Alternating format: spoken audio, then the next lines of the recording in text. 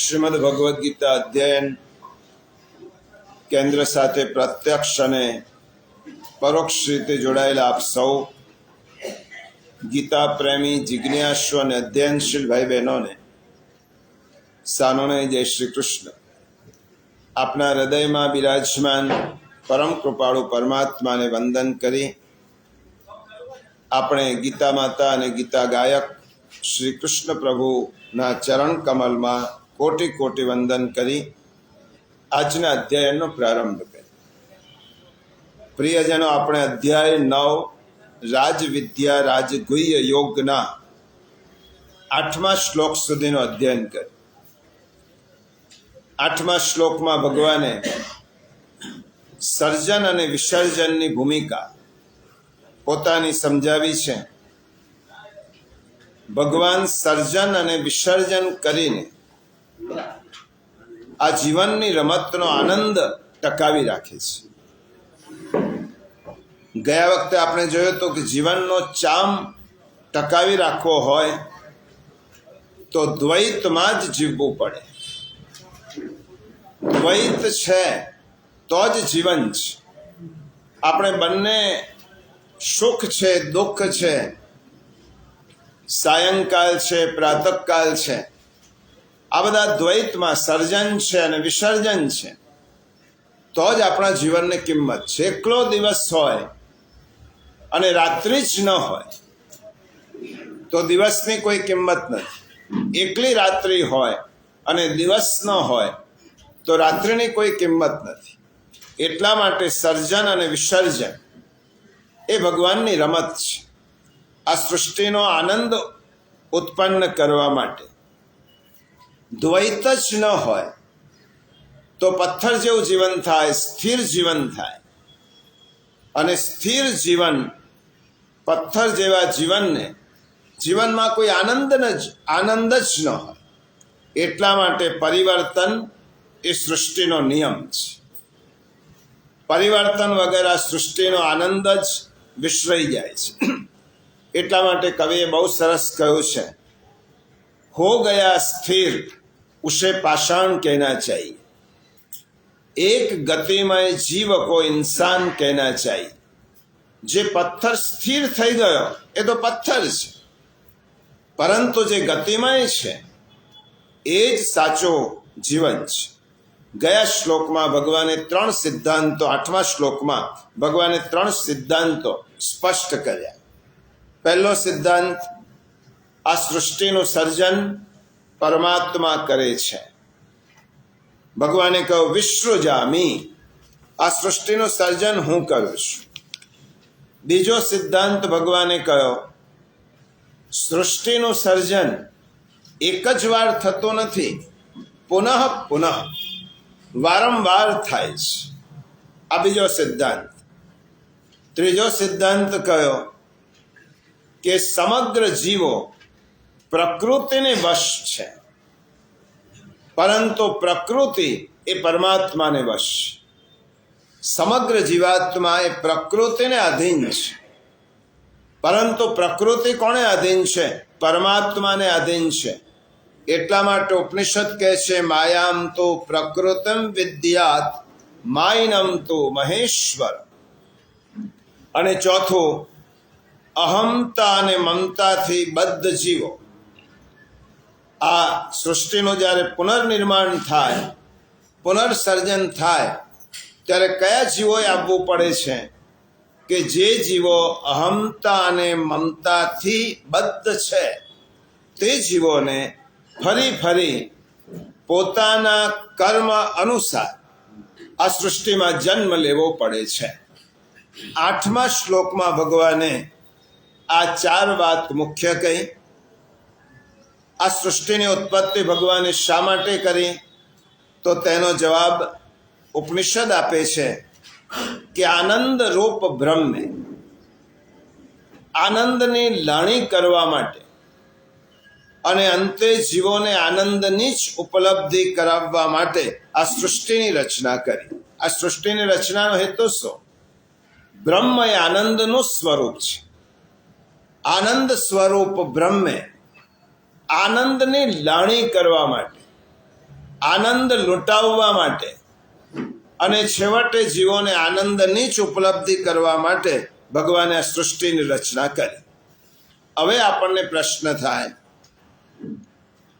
કે ભગવાન વારંવાર સૃષ્ટિ રચના રૂપી કર્મ કરે છે તો બંધાતા કેમ નથી? આપણે એક નાનું કર્મ કરીએ તો પણ આપણે બંધનમાં આવીએ છીએ, તો ભગવાન તો આ સૃષ્ટિ રૂપી રચના રૂપી કેટલું વિશાળ કર્મ કરે છે, તો ભગવાન બંધાતા કેમ નથી? કારણ કે આ સૃષ્ટિની ઉત્પત્તિ, સ્થિતિ અને લય એ ભગવાનની રમત માત્ર છે.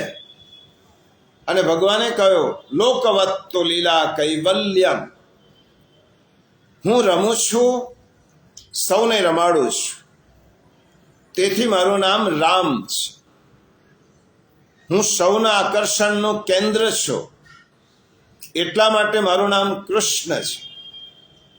સર્વ કંઈ સર્જન કરું છું, છતાં પણ અકર્તા છું, એટલા માટે હું ઈશ્વર છું. સૌને બ્રહ્મમાં ભમાવું છું, તેથી હું પરબ્રહ્મ છું. પ્રકૃતિને પોતાના વશમાં રાખી પ્રકૃતિથી મુક્ત રહી સૌને પ્રકૃતિને પરવશ રાખનારો હોવાથી હું પરમાત્મા છું અને સૌથી મહાન છું, તેથી હું મહેશ્વર છું. ભગવાને કહ્યું કે આ મારી ભૂમિકા છે. હું રામ છું કારણ કે સૌને રમું છું અને રમાડું છું. હું સૌને મારી તરફ ખેંચું છું, એટલા માટે કૃષ્ણ છું. હું અકર્તા છું. આ સૃષ્ટિની રચના કરવા છતાં પણ મને કર્તાનું બંધન લાગુ પડતું નથી. હું પ્રકૃતિથી બધાને પરવશ રાખું છું, એટલા માટે હું પરમેશ્વર છું અને આ બધાથી મહાન છું, એટલા માટે હું મહેશ્વર છું. હું સૌને જન્માવનારો હોવા છતાં, સૃષ્ટિ સર્જનનું મહાન કાર્ય કરતો હોવા છતાં હું તમામ બંધનોથી મુક્ત છું. આ ભગવાને 8મા શ્લોકમાં કહ્યું. આપણે ભગવાનને પૂછીએ કે ભગવાન આવું કેમ? અમે તો નાનું કર્મ કરીએ છીએ તોય બંધાઈ જઈએ છીએ, અને તમે આટલું વિશાળ કર્મ કરો છો, છતાં પણ તમે કર્મના બંધનોથી મુક્ત શા માટે છો? એનો જવાબ ભગવાન 9મા શ્લોકમાં આપે છે. 9મા શ્લોકના 9મા અધ્યાયનો 9મો શ્લોક, પાન નંબર 142. ભગવાન એનો જવાબ આપે છે. કર્મ કરવા છતાં પણ હું બંધાતો શા માટે નથી? જો 9મા અધ્યાયનું પારાયણ કરીએ પછી શ્લોકને સમજીએ. ન ચ મામ તાનિ કર્માણિ નિબધ્નન્તિ ધનંજય ઉદાસીન વદાસીનમ અસક્તમ તેષુ કર્મસુ. ન ચ મામ તાનિ કર્માણિ નિબધ્નન્તિ ધનંજય ઉદાસીન વત આસીનમ અસક્તમ તેષુ કર્મસુ. શબ્દના અર્થ ધનંજય, હે ધનંજય, હે અર્જુન, તેષુ એ કર્મસુ કર્મોમાં, અસક્તમ એટલે આસક્તિ વિનાના, ચ એટલે અને, ઉદાસીનવત એટલે ઉદાસીનની જેમ તટસ્થ ભાવે, આસીનમ એટલે સ્થિત, મામ એટલે મુજ પરમાત્માને, તાની એટલે એ, કર્માણી કર્મો, ન એટલે નહીં, નિબધ્નન્તિ બાંધતા નથી. ભગવાને શું કહ્યું? હે ધનંજય, એ કર્મોમાં આસક્તિ વિનાના અને ઉદાસીનની જેમ સ્થિત મુજ પરમાત્માને એ કર્મો બાંધતા નથી. કયા કર્મો? સૃષ્ટિનું સર્જન કરવું, સૃષ્ટિનું પાલન કરવું અને સૃષ્ટિનો લય કરવો. ભગવાન કહે છે આ કર્મથી હું બંધાતો નથી. આ શ્લોકમાં સર્જન કરવા છતાં પણ ભગવાન કહે છે હું અલિપ્ત છું. તેથી કર્મો મને બાંધતા નથી. આમ તો નિયમ કેવો છે કે તમે એક નાનું કર્મ કરો તો પણ તેનાથી બંધાઓ, પરંતુ ભગવાન પરમાત્મા બંધાતા નથી. કારણ કે ભગવાન એક સુંદર શબ્દ આ શ્લોકમાં વાપરે, ઉદાસીનવત. ભગવાન કહે છે કે હું શા માટે નથી બંધાતો? ઉદાસીનવત કર્મમાં સ્થિત છું. ઉદાસીન નો અર્થ શું થાય? તટસ્થ. આપણે અસંગ કર્મમાં અનાસક્ત છું, એટલા માટે પ્રકૃતિ દ્વારા થતા કર્મો મને બંધન કરતા નથી. એટલે આ શબ્દ એક સમજી લઈએ. 9મા શ્લોકમાં ઉદાસીનવત આસીનમ. ભગવાન કહે છે કે હું કર્મ કરું છું, પરંતુ ઉદાસીનની જેમ, આસીનમ ઉદાસીનની જેમ રહીને કર્મ કરું છું. ઉદાસીન શબ્દ સાંભળ્યા પછી આપણા મનમાં એક નિરાશાજનક વ્યક્તિનું ચિત્ર સામે ઊભું થાય. ઉદાસીન, કોઈ એમ કે આ ઉદાસીન છે એટલે હતાશ થયેલો છે, ઉદાસીન છે એટલે નિરાશ થયેલો છે, એને કશું જ કરવું નથી, આળસથી ભરેલો છે. આના માટે ગુજરાતીમાં ઉદાસીન શબ્દ વપરાય, પરંતુ સંસ્કૃતમાં ઉદાસીન શબ્દના અર્થ થાય નિરપેક્ષ. આટલા સંસ્કૃત જોડણી કોષમાં ઉદાસીન શબ્દના આટલા અર્થ છે. નિરપેક્ષ છે, તટસ્થ. ઉદાસીનનો ત્રીજો અર્થ ઊંચે બેઠેલો. ઉદાસીનનો ચોથો અર્થ થાય વિરક્ત, અને ઉદાસીનનો 5મો અર્થ થાય વિષયો તરફ જેને અરુચિ છે એવી વ્યક્તિ. એટલા માટે અહીંયા ઉદાસીનનો અર્થ શું કરવાનો? તટસ્થ. ભગવાન અસંગ છે. જેવી રીતે બે પ્રતિપક્ષો વચ્ચે વિવાદ થતો હોય, સામસામે બે વિરોધી પાર્ટી હોય, અને ત્રીજો કોઈ બેમાંથી એકેનો પક્ષ ન લેતો હોય, એને ઉદાસીન કહેવાય, એને તટસ્થ કહેવાય. એટલે વિવાદરૂપી કર્મના પરિણામ પ્રત્યે બંને પ્રતિપક્ષનો જય થાય કે પરાજય થાય, એમાં જે સમાન છે એને એ નિર્વિકાર છે, એને ઉદાસીન કહેવાય. આજની ભાષામાં સમજવું હોય, ક્રિકેટની રમત બે દેશો વચ્ચે ચાલી રહી છે. હવે બંને દેશોના સમર્થકો છે, ખેલાડીઓ છે, બંને પક્ષ અને પ્રતિપક્ષ છે. પરંતુ એક વ્યક્તિ એવો છે કે પક્ષમાં પણ નથી અને પ્રતિપક્ષમાં પણ નથી. એનું નામ છે અમ્પાયર. એને કઈ ટીમ જીતે કે કઈ હારે એની સાથે કોઈ તેને નિસ્બત નથી. એને એ ઉદાસીન એટલા માટે છે, એટલા માટે બંને દેશની ક્રિકેટ ટીમો રમતી હોય ત્યારે ત્રીજા દેશનો અમ્પાયર નિયુક્ત કરવાનો. શા માટે? કારણ કે તેને કોઈ પક્ષ પ્રત્યે પક્ષપાત ન હોય, કોઈ દેશ પ્રત્યે એને કોઈ લગાવ ન હોય. એ ઉદાસીન છે. ક્રિકેટની રમતમાં જેવી રીતે અમ્પાયર કેવો છે? તટસ્થ હોવાથી ઉદાસીન છે, અસંગ છે. એને કઈ ટીમ જીતે કઈ હારે તેની સાથે પોતાને કોઈ નિસ્બત નથી. રેફરી છે એ ઉદાસીન છે. એટલા માટે બેમાંથી એકે પક્ષમાં ન હોય, એને તટસ્થ કહેવાય. એટલે ટીમ હારે કે જીતે એને કોઈ ફરક ન પડે. તેવી રીતે ભગવાન શું કહે છે? હું સર્વ કર્મના પરિણામની અસરથી મુક્ત છું, એટલા માટે નિર્વિકાર છું. સર્વ કર્મના પરિણામની અસર મારા ઉપર થતી નથી, એટલા માટે હું નિર્વિકાર છું. અસક્તમ તેષુ કર્મસુ. આ દુનિયાના કર્મ કરીને પણ હું અસક્ત, એટલે તેનામાં આસક્ત થતો નથી. હું કર્મ કરું છું એનું અભિમાનથી રહિત છું. માણસને કર્મ બંધન ક્યારે કરે? જ્યારે એને એમ લાગે કે આ કર્મ હું કરું છું, ત્યારે તેને કર્મનું બંધન થાય. એટલા માટે ભગવાન કહે છે મારામાં કર્મનું અભિમાન નથી, એટલા માટે કર્મ મને બાંધતું નથી.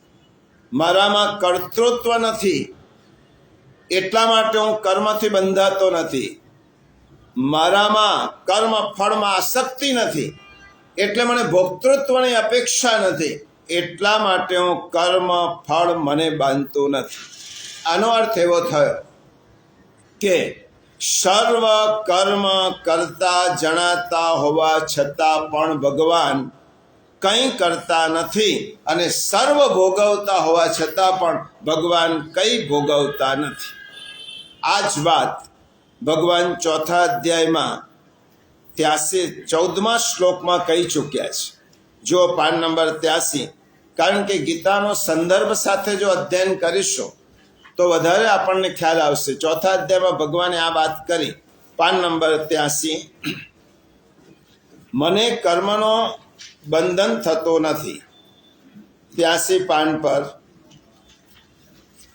નમામ કર્માણિ લિંપન્તે ન મે કર્મ ફલે સ્પૃહા ઇતિ મામ યોऽભિજાનાતિ કર્મભિર્ન સબધ્યતે. કર્મોના ફળમાં મારી સ્પૃહા નથી, માટે મને કર્મો લિપ્ત નથી કરતા. આ પ્રમાણે જે મને તત્વથી જાણી લે છે તે પણ કર્મથી બંધાતો નથી. એટલા માટે ભગવાને કહ્યું કે કર્મ મને બાંધતા નથી, કારણ કે તેના ફળની સ્પૃહા નથી. હવે ભગવાન કહે છે કે કર્મ મને લેપાતા નથી, હું કર્મમાં લેપાતો નથી, અથવા હું કર્મમાં બંધાતો નથી. શા માટે? ભગવાન કેટલા મોટા કર્મ કરે છે. સૃષ્ટિનું સર્જન કરે છે, ભગવાન સૃષ્ટિનું પાલન કરે છે, અને ભગવાન સૃષ્ટિનો લય કરે છે. છતાં પણ ભગવાન એમ કહે છે કે હું સૃષ્ટિનું સર્જન કરું છું, પણ મારી કોઈ આસક્તિ નથી. સર્જન કર્યા પછી એક પ્રકારની આસક્તિ નિર્માણ થાય. ભગવાન કહે કે હું આસક્તિ વગર સર્જન કરું છું. તમે એક વ્યક્તિને જ્યારે ભોજન કરાવો છો ત્યારે તમારામાં એક પ્રકારનો અહંકાર આવે છે, મેં આને ખવડાવ્યો. અને ભગવાન કહે છે હું સમગ્ર સૃષ્ટિનું પાલન કરું છું, છતાં પણ મારામાં અહંકાર નથી. કર્મ શા માટે નથી બાંધતા? કારણ કે આસક્તિ વગર હું સર્જન કરું છું, અભિમાન વગર હું પાલન કરું છું, અને દ્વેષ વગર હું આ સૃષ્ટિનો લય કરું છું. એટલા માટે મને કર્મ બાંધતા નથી. સર્વસામાન્ય માણસ જ્યારે કર્મ કરે ને તો આ 4 વાતો તેની સાથે જોડાયેલી જ આવે. તમે નાનામાં નાનું કર્મ કરો તો પણ આ 4 વાતો એની સાથે સ્વાભાવિક રીતે જોડાઈ જાય. કઈ 4 વાતો? એક તો મમતા, આ કર્મ હું કરું છું, મારું કર્મ છે. તમે ઝાડુ પણ વાળશો કે ઠાકોરજીની સેવાના રૂમની બુહારી પણ કરશો તો તમારા મનમાં એમ થશે કે આ મારું કર્મ છે, આ હું કરું છું. મમતા, કર્મ સાથે એક મમત્વ જોડાઈ જાય. રસોઈ કરવાનું હોય, કોઈ પણ જોબ હોય, ધંધો હોય, વ્યવસાય હોય, કોઈ પણ કર્મ હોય, એની સાથે મમત્વ જોડાય. બીજી વસ્તુ શું જોડાય? આસક્તિ. કર્મ સાથેનો જોડાણ થાય, એક કર્મ સાથેની આસક્તિ થઈ જાય. ત્રીજી વસ્તુ, તમે કર્મ કરો એટલે ફળની ઈચ્છા થાય. ત્રીજી વસ્તુ કર્મ સાથે શું જોડાયેલી છે? કર્મ કરો એટલે એમ થાય કે ફળની ઈચ્છા. તમે રસોઈ કરી, બીજી કોઈ ઈચ્છા ન હોય, પણ રસોઈ ખાનાર વ્યક્તિ બહુ ટેસ્ટી છે આ સાંભળવાની પણ તમારી ઈચ્છા થાય. આ કર્મ ફળની ઈચ્છા ઊંડે ઊંડે હોય છે. એ ગમે તેટલું નાનું કર્મ હોય કે મોટું કર્મ હોય, ફલેચ્છા હોય. અને ચોથું, કર્મ સાથે શું જોડાય છે? અહંકાર. આ કર્મ મેં કર્યું છે, આ મેં કર્યું છે, આ અહંકાર જોડાય છે. આ 4 વાતો આપણા કર્મ અને ભગવાનના કર્મમાં ફેર એટલો છે કે આપણે કર્મ કરીએ છીએ ત્યાં 4 વાતો સાથે કર્મ કરીએ છીએ. એનું પરિણામ શું આવે છે? આ 4 વાતોને કારણે આપણા કર્મો સંસ્કાર રૂપે આપણા અંતઃકરણમાં સંચિત થાય છે. અંતઃકરણમાં સંચિત થાય, અને એ કર્મને કયા કહેવાય? સંચિત કર્મ. અને એ સંચિત કર્મ શું થાય? આગલા જન્મમાં આપણને પાછા ફળનું બંધન કરે, ફળ આપનાર થાય, એટલે સુખ દુઃખની પ્રાપ્તિ કરાવનાર થાય. આ 4 વાતોને કારણે. હવે આ 4 વાતો ભગવાનમાં ન હોય, નથી, એટલા માટે ભગવાન કહે છે કે હું કર્મ કરવા છતાં પણ તેનામાં લિપ્ત નથી, તેનામાં લેપાતો નથી. ભગવાન કેમ લેપાતા નથી તેનો જવાબ પણ ભગવાને 3જા અધ્યાયના 22મા શ્લોકમાં આપ્યો છે. પાન નંબર 71, 3જો અધ્યાય 22મો શ્લોક, પાન નંબર 71. નમે પાર્થાસ્તિ કર્તવ્યમ ત્રિષુ લોકેષુ કિંચન નાનવાપ્તમ અવાપ્તવ્યમ વર્ત એવ ચ કર્મણિ. હે પાર્થ, મારે આ 3 લોકોમાં ન તો કશું કર્તવ્ય છે કે ન કશીએ પ્રાપ્ત કરવા જેવી વસ્તુ અપ્રાપ્ત છે, છતાંય હું કર્મમાં જ વર્તું છું. મને કશું મેળવવું નથી, છતાંય હું કર્મમાં વર્તું છું. એટલા માટે મમતા, આસક્તિ, ફળની ઈચ્છા અને કર્તાપણા વગર કરેલું કર્મ એ ભગવાનનું કર્મ છે અને લોક હિતાર્થે જ થાય છે. આ જ કારણે ભગવાનના કર્મો દિવ્ય છે અને આપણા કર્મો લૌકિક છે. ભગવાનના દિવ્ય કર્મો છે. જન્મ કર્મ ચ મે દિવ્યમ, એ પણ ભગવાન એક પણ વાત ભગવાને નથી રાખી. જો 4થા અધ્યાયનો 9મો શ્લોક, 4થા અધ્યાયના 9મા શ્લોકનો 81 પાઠ. ભગવાને કહ્યું મારો કર્મ પણ દિવ્ય છે અને જન્મ પણ દિવ્ય છે. જન્મ કર્મ ચ મે દિવ્યમ એવં યો વેત્તિ તત્વતઃ ત્યક્ત્વા દેહં પુનર્જન્મ નૈતિ મામેતિ સોર્જુન. હે અર્જુન, મારા જન્મ અને કર્મ દિવ્ય અર્થાત નિર્મળ અને અલૌકિક છે. એમ જે માણસ તત્વથી જાણી લે છે એ પુનર્જન્મ પામતો નથી.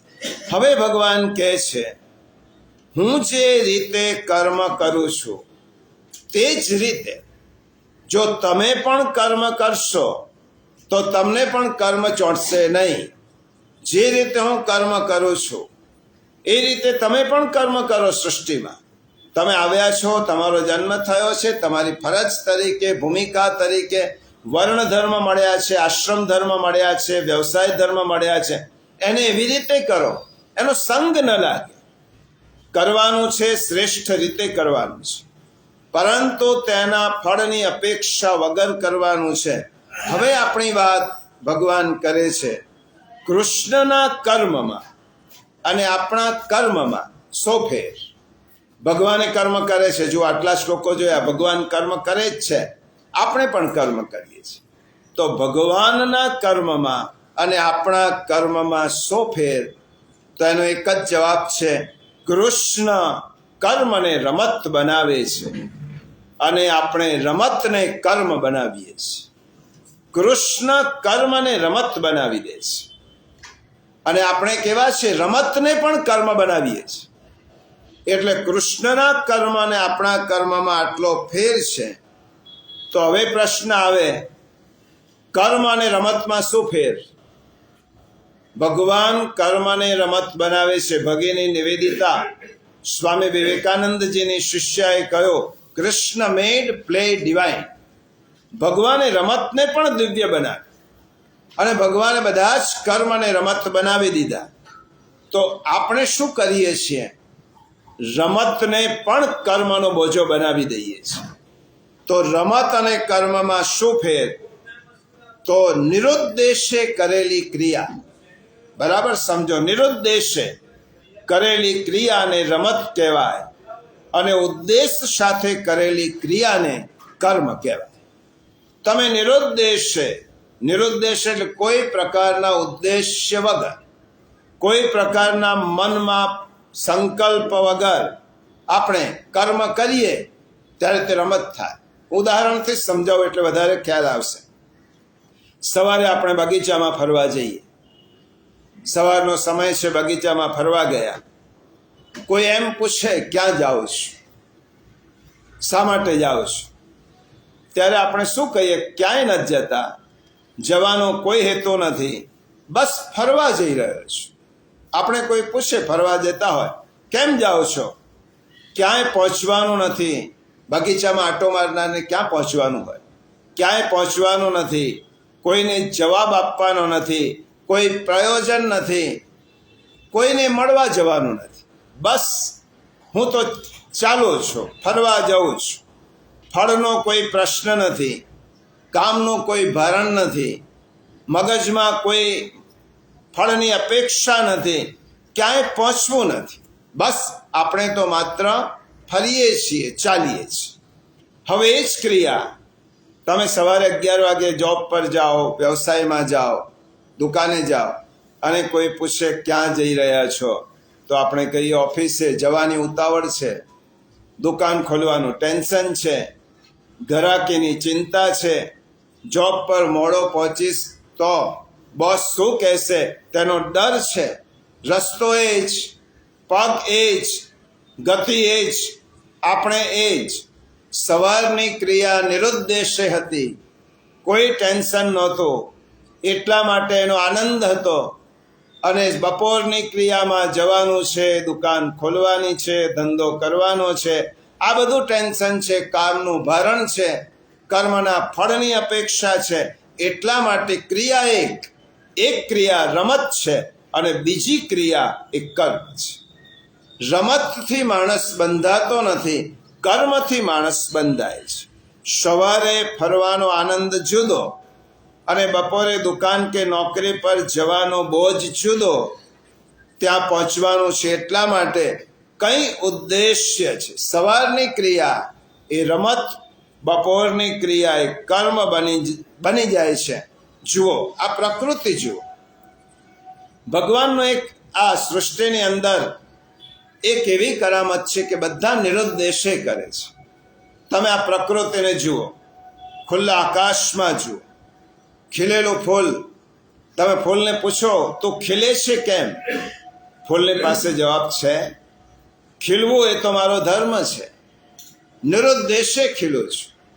બીજાને ગમે ના ગમે, કોઈ જુએ ન જુએ, કોઈ ચૂંટે ન ચૂંટે, ખીલવું એ મારો ધર્મ છે. ફૂલ ખીલે છે એનો જવાબ નથી, કારણ કે ફૂલ નિરુદ્દેશે ખીલે છે. તમે જુઓ, પક્ષીઓ ગીત ગાય છે, પક્ષીનો કલરવ સાંભળશો. પક્ષી શા માટે ગીત ગાય છે? નિરુદ્દેશ, કોઈ પ્રકારનો ઉદ્દેશ્ય નથી. આકાશમાં તમે જોશો, ખગોળમાં ચંદ્ર અને તારાનો નિરંતર ભ્રમણ ચાલે છે. શા માટે? નિરુદ્દેશ્ય, ઉદ્દેશ્ય વગર. સૂર્ય ઉગે છે, તમે સૂર્યને જોશો, કર્મયોગ કેવી રીતે કરવાનો આ સૂર્યનારાયણ શીખવે છે.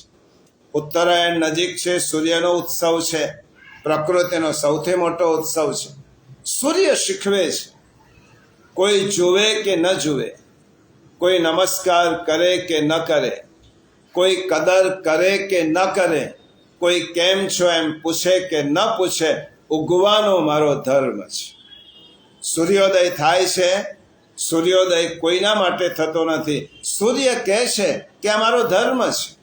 એટલા માટે તો કર્મયોગનું શ્રેષ્ઠ પ્રતીક ભગવાને ગીતામાં આગળ કહ્યું છે, 3જા અધ્યાયમાં, કર્મયોગનો પહેલો સંદેશ મેં સૂર્યને આપેલો છે. આદિષ્ટવાન વિવસ્વાન મનવે પ્રા. આ કર્મયોગનો પહેલો સંદેશ ભગવાને ગીતાનો જો અર્જુન કરતા પહેલા કોઈને આપ્યો હોય તો વિવસ્વાન સૂર્યને આપ્યો છે. આ સૂર્ય કેમ ઉગે છે? એને પરવા છે કોઈની કે તમે ઉઠીને એને નમસ્કાર કરો કે ન કરો? સૂર્યને કોઈના નમસ્કારની પરવા નથી, સૂર્યને કોઈની કદરની ઈચ્છા નથી. એ ઉગે છે અને સમય આવે ત્યારે આથમી જાય છે. સૂર્યોદય થવો અને સૂર્યાસ્ત થવો આ નિરુદ્દેશ્ય છે, એનો કોઈ ઉદ્દેશ્ય નથી. તમે જુઓ, પુનરપી રજની સાયં પ્રાત શિશિર વસંત પુનરાયાત. પુનરપી રજની, રાત્રિ આવે છે, દિવસ ઉગે છે. આ ભગવાનને પૂછે કે પ્રકૃતિનો ઉદ્દેશ્ય શું? શા માટે પ્રકૃતિ એક પછી એક ઋતુ આવે છે? શિશિર વસંત પુનરાયાત, આ બધી જ વસ્તુ આવે છે, જાય છે. આનો ઉદ્દેશ્ય શું? આનો કોઈ ઉદ્દેશ્ય નથી. આખી સૃષ્ટિનું જે કર્મ થાય છે એ નિરુદ્દેશે થાય છે. કોઈ પ્રકારના ફળની અપેક્ષા વગર આખી પ્રકૃતિ ભગવાનની આ કર્મ કરી રહી છે. એટલે આપણે સુંદર મજાનું ગીત આપણે સાંભળ્યું છે. એક ભક્ત પ્રકૃતિને પૂછે છે, હું પ્રકૃતિને પૂછું છું. એક કવિને એમ થયું, ભક્ત કવિને, કે હું પ્રકૃતિને પૂછું, આ પ્રીત વહાવી શા માટે? આ પ્રકૃતિએ શા માટે પ્રેમનું ઝરણું વહેવડાવ્યું છે? આ સૂર્યની ઉષ્મા હોય, ચંદ્રની શીતલ ચાંદની હોય, આ શા માટે પ્રકૃતિએ પ્રીત વહાવી છે? વન ઉપવનને વહેતા ઝરણા, મંદ સમીરને માદક ફૂલડા, પંખીના મીઠા કલરવ આ વિશ્વ તણા વાટે ઘાટે, આ પ્રીત વહાવી શા માટે? આપણે પ્રકૃતિને પૂછીએ કે આનું કારણ શું? સાગર ગરજે, વાદળ વર્ષે, ધરતી પર નવ સૃષ્ટિ સર્જે, નદીઓ વહેતી પરને કાજે, સરતી એ સાગર વાટે, આ પ્રીત વહાવી શા માટે? આપણે પ્રકૃતિને પૂછીએ કે આ પ્રીત કેમ વહાવી? શા માટે સૂર્યોદય? શા માટે ચંદ્રોદય? ચંદ્રની ચાંદની શા માટે? ફૂલનું ખીલવું શા માટે? આ બધું શા માટે? ત્યારે પ્રકૃતિ કહે છે કે મારો કોઈ ઉદ્દેશ્ય નથી. છોડ તું માનવ સ્વાર્થ સગાઈ. આપણા નાનામાં નાના કર્મમાં પણ સ્વાર્થનો ઉદ્દેશ્ય છે. મને શું મળશે? મને કેટલું મળશે? મારી કદર કેટલી થશે? કેટલા લોકો મને માન આપશે? ક્યાં કેટલી મોટાઈ મને મળશે? કયું પદ મળશે? કેટલી પ્રતિષ્ઠા મળશે? આ આપણા મનમાં ઝંખના છે નાનામાં નાના કર્મમાં. પ્રકૃતિ આપણને કહે છે, છોડ તું માનવ સ્વાર્થ સગાઈ, કર્મ યોગી નિષ્કામ બની જા, જીવી જા બીજા માટે. તો નિષ્કામ કર્મયોગી બની જા. કર્મ કરવાનું છે ને તો નિષ્કામ કર. નિષ્કામ કર્મયોગી બની જા, જીવી જા બીજા માટે. તમે બીજા માટે જીવશો તો પોતાના માટે તો જીવવાનું જ છે. તમે કોઈ વ્યક્તિને જ્યારે અત્તર લગાવો છો ત્યારે પહેલું અત્તર તમારા હાથ પર લાગે છે. તમે બીજાને અત્તર લગાવવા જાઓ છો, બીજાનો ઉપકાર કરો છો, તો પહેલો ભગવાન તમારો વિચાર કરે છે કે આ વ્યક્તિ બીજા માટે કામ કરે છે, તો ભગવાન તમારો વિચાર કરે. નિષ્કામ કર્મયોગીની આ જ મહત્તા છે. એ બીજાનો વિચાર કરે છે ત્યારે એનો વિચાર કરવાવાળો ઉપરવાળો છે. એ ભગવાન એનો વિચાર કરે છે. સંતો છે, મહાપુરુષો છે, આચાર્યો છે, એ બીજાનો વિચાર કરે તો સંતો અને મહાપુરુષોનો વિચાર ભગવાન કરે. આ નિષ્કામ કર્મયોગ પ્રકૃતિ કહે છે કે અર્પે છે કુદરત આ જગમાં, ભરી અયાચકતા રગ રગમાં, સમજે માનવ સાર જીવનનો, આ ઘટા બનાવી તે માટે. આ ઘટા બનાવી તે માટે. આ પ્રકૃતિ જવાબ આપે છે. આપણે તો પૂછ્યું કે શા માટે ઘટા બનાવી? ત્યારે પ્રકૃતિ એમ કહે છે કે સમજે માનવ સાર જીવનનો, આ ઘટા બનાવી તે માટે. તે માટે આ ઘટાનું સર્જન કર્યું છે. સૂર્યોદય થયા પછી સૂર્ય પાસેથી કર્મયોગ નહીં શીખીએ તો કર્મયોગ શીખવાડનાર બીજો કયો શિક્ષક છે? આ નદી પાસેથી ગતિશીલતા નહીં શીખવીએ તો નદી કરતાં વધારે ગતિશીલ કોણ આપણને ગતિશીલ બનવાનું શીખવશે? ફૂલ પાસેથી ખીલતા નહીં શીખીએ તો આપણે પુષ્પ પાસેથી બીજું શીખીશું શું? એટલા માટે પ્રકૃતિ આપણો શ્રેષ્ઠ ગુરુ છે, શ્રેષ્ઠ શિક્ષક છે. એ નિદર્શન કરે છે કે આવી રીતે જીવ. એટલા માટે કૃષ્ણનું સમગ્ર જીવન છે એ લીલા છે. આપણે કૃષ્ણના જીવનને શું કહીએ છીએ? લીલા. કૃષ્ણની લીલા. લીલા કોણે કહેવાય? નિરુદ્દેશે થાય એનું નામ લીલા, અને ઉદ્દેશ્ય સાથે થાય તેનું નામ ક્રિયા. ઉદ્દેશ્ય વગર થાય ભગવાનની કઈ ક્રિયામાં? માખણ ચોરીની લીલામાં ભગવાનનો કોઈ હેતુ છે? ભગવાનનો ગિરિરાજ ધારણ કરવાનો કોઈ હેતુ છે? કાલિયા મર્દન કરવાનો હેતુ છે? કોઈ હેતુ નહીં. રમત માટે જ રમું છું, માટે કૃષ્ણની દરેક ક્રિયા એ લીલા બની. અને લીલા જ્યારે થાય ત્યારે તે બંધનમાં નથી નાખતી, ક્રિયા બંધનમાં નાખે છે. નિરુદ્દેશે જીવવું એટલે સ્વાર્થ વગર જીવવું. નિરુદ્દેશે જીવવું એટલે કામના ભારણ વગર જીવવું. નિરુદ્દેશે જીવવું એટલે કર્મની આસક્તિ વગર જીવવું. અને નિરુદ્દેશે જીવવું એટલે ફળની આકાંક્ષા વગર જીવવું. આપણું જીવન નિરુદ્દેશે નથી. શા માટે? આપણને કર્મના ફળની ઈચ્છા છે. તમે જો થોડુંક પણ કર્મ કર્યું ને તો આપણને બીજા દિવસ એની ઈચ્છા, કશું નહીં તો કદરની પણ ઈચ્છા હોય. તેથી બીજી મહત્વની વાત ભગવાને આ શ્લોકમાં કહી, જો ફળને માટે કર્મ કરશો, બહુ મહત્વની, ગીતાનો એક એક શ્લોક એટલો મહત્વનો છે. ફળને માટે કર્મ કરશો તો તમે આજને નહીં જીવી શકો. જે માણસ ફળનો વિચાર કરીને કર્મ કરે છે એ આજને માણી શકતો નથી, એ આવતીકાલની ચિંતામાં છે. આ બહુ લોજિકલ ભગવાને વાત કરી છે. નમામ કર્માણી લિંપંતી. તમે જ્યારે ફળની અપેક્ષા રાખો છો ત્યારે તમારી સામે કર્મ નથી હોતું, તમારી સામે ફળ હોય છે. અને જેની સામે ફળ હોય અને કર્મ કરે તો તેના કર્મમાં પણ ભલીવાર ના, કારણ કે તેની નજર કોના પર છે? ફળ પર છે. એટલા માટે જે ફળને માટે કર્મ કરે છે તે આજને નથી જીવતો, એ આવતીકાલમાં જીવે છે. અને આપણે બધા જ, ગીતા કહે છે કે આપણે બધા જ ભગવાન સિવાય આજને નથી જીવતા, આવતીકાલમાં જીવીએ છીએ.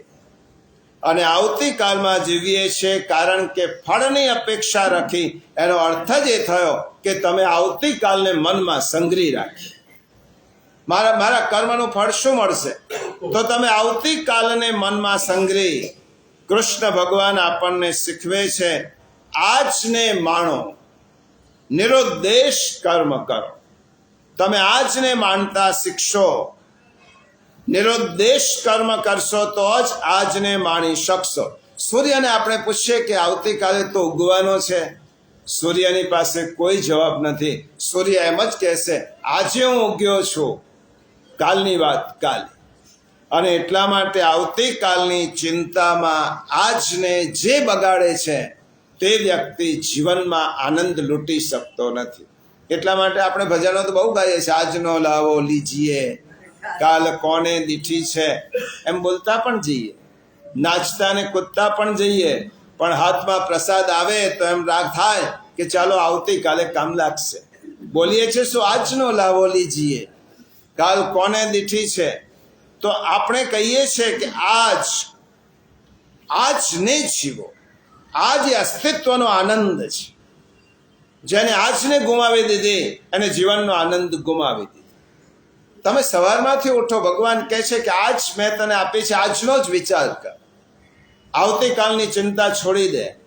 મેં તારા હાથમાં એક આ દિવસ આપ્યો છે, માટે આજ એ અસ્તિત્વનો આનંદ છે. આજનો આનંદ લૂંટી લો, હમણાંનો આનંદ લૂંટી લો.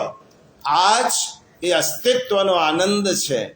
અને કાલ એ ચિંતાની ચિનગારી છે. કાલનો વિચાર કરશો તો ચિંતા ઘેરી વળશે. એક જ ચિંતા, કાલે આપણે ઉઠાય કે ન ઉઠાય કોને ખબર. કાલનો વિચાર કરશો તો ચિંતા ઘેરી વળશે. આજનું જ અસ્તિત્વ છે. કાલ તો કલ્પના છે, કારણ કે કોના જીવનમાં આવતીકાલ આવી છે? આવતીકાલ જ્યારે આવશે ત્યારે આજ બનીને આવશે. આવતીકાલ તો રહેવાની જ નથી. એટલે કાલ કોઈના જીવનમાં આવી જ નથી. આવતીકાલ પણ આજ બનીને જ આવવાની છે. અને જે આવતીકાલની ચિંતા કરે છે ને, આવતીકાલ શેના જેવી છે? મૃગજળ. તમે એની પાછળ દોડશો, તમને દેખાશે પણ પકડાશે નહીં. આ મૃગજળ શું છે? દેખાય છે, આભાસ થાય છે, પમાતો નથી. એટલા માટે આવતીકાલ એ મૃગજળ છે, એ ક્યારે પણ પકડાતી નથી. જીવનમાં કોઈનાથી આવતીકાલ પકડી શકાય નથી, કારણ કે જે પકડવા જાય છે તેનાથી એ આગળ જ દોડે છે.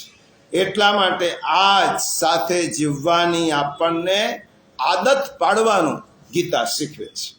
અસ્તિત્વનો આનંદ મનાવ. આજનો લાવો મળ્યો છે, આજે ઉજવી લેવા.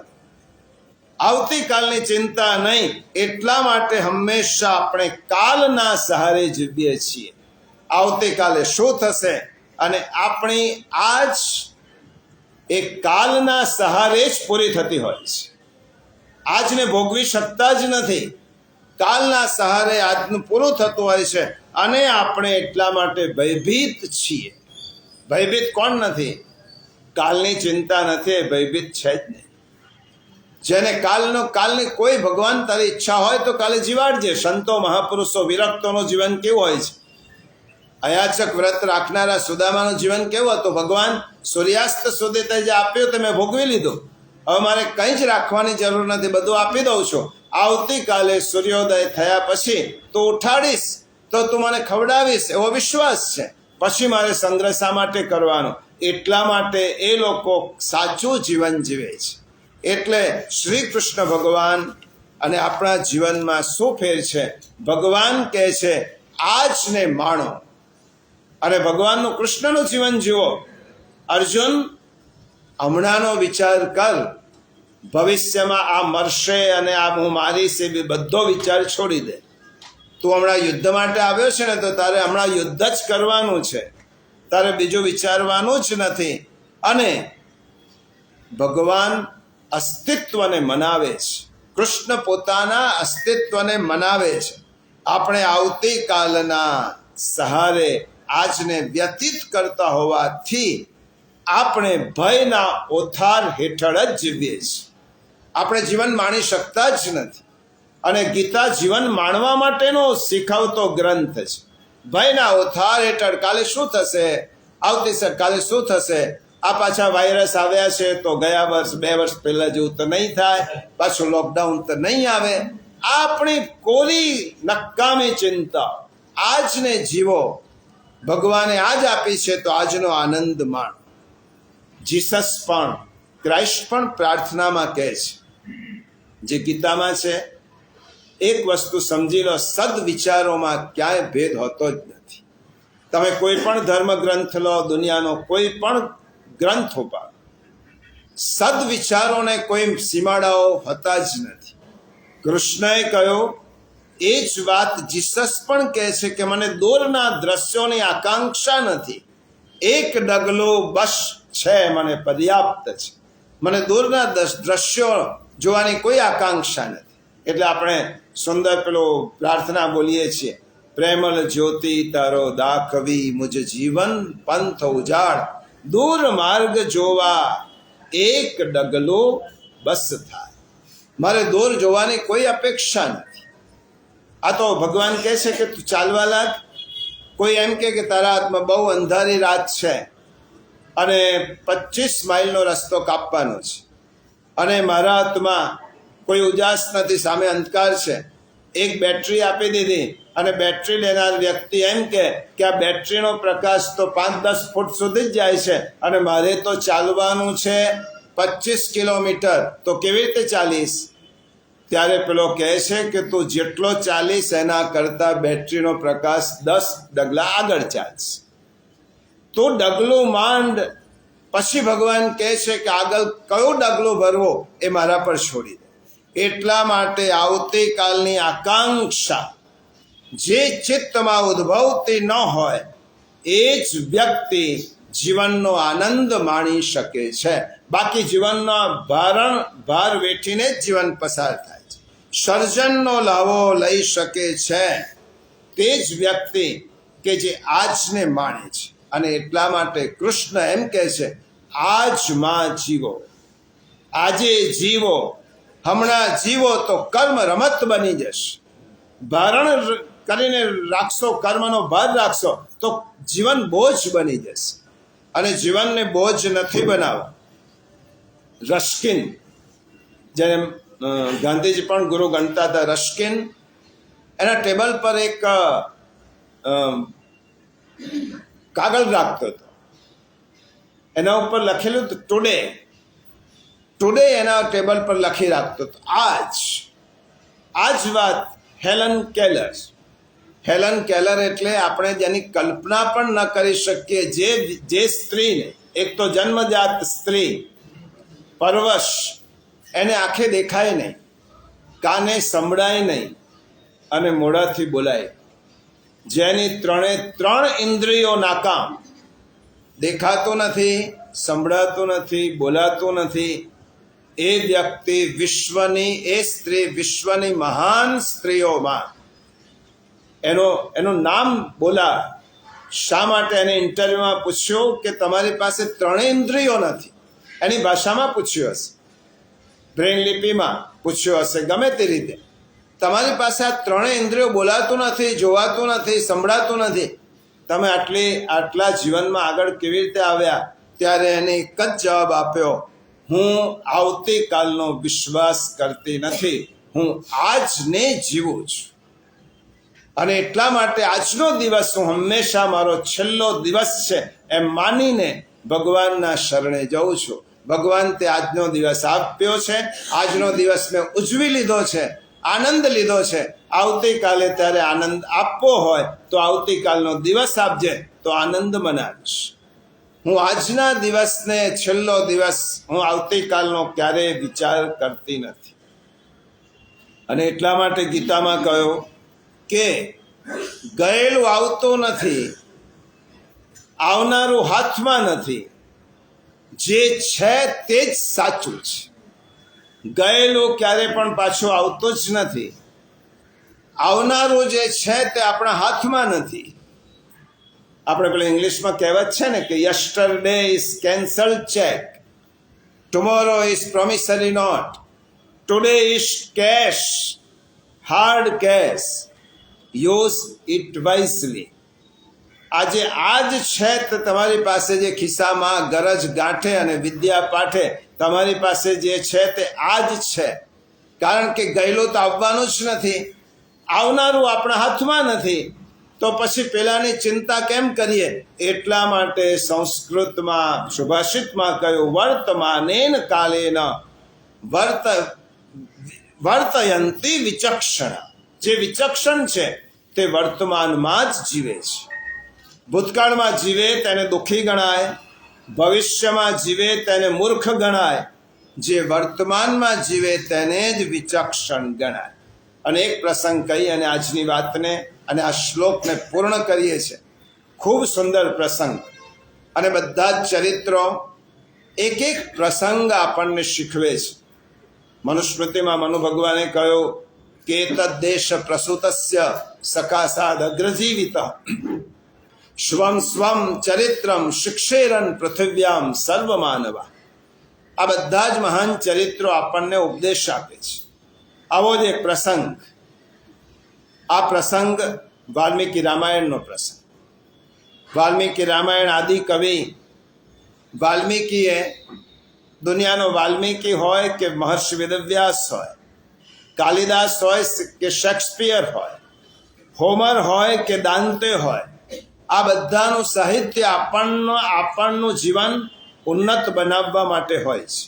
એમના પાંડિત્ય પ્રદર્શન નથી હોતું, વિદવત્તાનો દેખાવ નથી હોતો, કે ઉપદેશ આપવાની તેમની ઈચ્છા નથી હોતી. તે લોકો શા માટે સાહિત્ય રચે છે? સાહિત્ય તેને કહેવાય સર્વનું હિત સાધે, એનું નામ સાહિત્ય. જે વાંચ્યા પછી બધાનું હિત સધાતું હોય એને શાસ્ત્રકારો એમ કહે છે એ જ સાહિત્ય. સર્વજન હિત માટે લખાય એને સાહિત્ય કહેવાય. અને એટલા માટે કવિએ બહુ સરસ કહ્યું છે, સદ સાહિત્ય જે દેશમાં નથી એ દેશ પાસે પોતાની મૂડી જ નથી. अंधा वो देश है जहां आदित्य नहीं, और गूंगा वो देश है जहां साहित्य नहीं. જેમાં સાહિત્ય નથી. રામાયણ, આપણે તો કેટલા ભાગ્યશાળી લોકો છે. ગીતા છે, રામાયણ છે, ઉપનિષદ છે, ભાગવત છે, વેદ છે, શાસ્ત્રો છે, આ બધાનું કેટલું ઉત્કૃષ્ટ સાહિત્ય છે. આ સાહિત્ય એટલે વાલ્મીકીએ આ પ્રસંગની અંદર આપણને આ ગીતાનો આ સંદર્ભ એક પ્રસંગમાં બહુ સરસ રીતે જણાવ્યો છે. વાલ્મીકી રામાયણનો પ્રસંગ ખૂબ જાણીતી વાત, દશરથ રાજાએ ભૂતકાળમાં આપે વચન અનુસાર કૈકેયીએ રામનો વનવાસ માંગ્યો, એને દશરથ રાજા પાસેથી માગ્યો હશે, એટલે કૈકેયી રામનો વનવાસ માંગ્યો. આ પ્રસંગ તો આપણે ખબર છે, એમાં જતા નથી. રામના વનવાસની વાત સાંભળતા જ આ વાલ્મીકી ઋષિએ વર્ણન કર્યું છે. આ સાંભળતા જ દશરથ રાજા અર્ધ મૂર્છિત થાય છે. કૈકેયી જ્યારે વરદાન માંગ્યો કે વલ્કલ વસ્ત્ર પહેરીને રામને વનમાં જવાનું, ત્યારે દશરથ રાજા અર્ધ મૂર્છિત અવસ્થામાં છે. કૈકેયીને સમજાવવાના બધા જ પ્રયત્ન કર્યા. કોઈ વ્યક્તિ જ્યારે અતિ મજબૂર થાય ત્યારે પત્નીના પગમાં પડીને કાકલોદી કરે, હે કૈકેયી, આ વચન તો મારી પાસે નથી માગે, એ સિવાય બીજું માગી લે. વાલ્મીકી ઋષિએ લખ્યું છે કે દશરથ રાજા કૈકેયીના પગમાં પડી અને કાકલોદી કરે છે કે હે દેવી, તો કહીશ તો જીવનભર તારો ઋણી રહીશ, પરંતુ આ વચન મારી પાસેથી નથી માગે કે રામને વનમાં મોકલવા. પણ કૈકેયી છે, કૈકેયી નથી માનતી, અને કૈકેયી વચન માગી જ લીધું. હવે રામ આવ્યા છે, બહુ સુંદર ચિત્રણ કર્યું છે વાલ્મીકી ઋષિ. રામ આવ્યા, એમને ખબર જ નથી કે મારી માએ મારા પિતા પાસે આવું વચન માગ્યું છે. અને તે વખતે રામ આવે છે. દશરથ રાજા રામને પહેલું કહે છે, હે રામ, તું વનમાં ન જા. રામ વિચાર કરે છે કે પિતાજી આવું શા માટે બોલે છે? વન ક્યાં આવ્યો? હમણાં તો રાજ્યાભિષેકનો સમય છે. હે પુત્ર, તું વનમાં ન જા. રામ આશ્ચર્ય સહિત દશરથ રાજાની પિતાની સામે જુએ છે. ત્યાં કઈ સ્પષ્ટતા કરે છે કે તારા પિતાએ તને આવું એટલા માટે કહે છે કે પછી આખો કઈ રામને ઇતિહાસ કહે છે. રામ સમજી ગયા આખી પરિસ્થિતિ. વાલ્મીકીએ ખૂબ સુંદર વર્ણન કર્યું છે.